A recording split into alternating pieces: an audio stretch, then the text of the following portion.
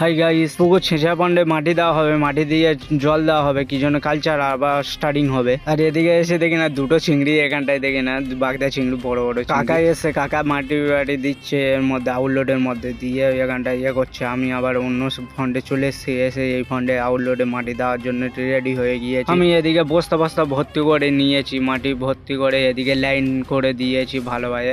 একে একে করবো তো, এদিকে তাই লাইন আগে করে নিয়েছি, তারপরে মাটিও দিয়ে দিয়েছি। তোমাদের ভিডিও দেখানো অসুবিধা হচ্ছে। আর এই হচ্ছে মাটি দেওয়া হয়ে গিয়েছে এই ফন্ডে, আর একটা ফন্ডে মাটি পুরোপুরি মাটি দেওয়া হয়ে গিয়েছে। এবারে জল ছাড়তে যাওয়া হচ্ছে। এটা হচ্ছে কি ইনলোড ক্যানেলে চলে এসছে। কি জন্য ইনলোড ক্যানেল কি জন্য বলা হয়, হয়তো মোটর চলে, এই জল পরে এই ক্যানেলের মধ্যে, তারপরে ফন্ডের মধ্যে পড়া হয়।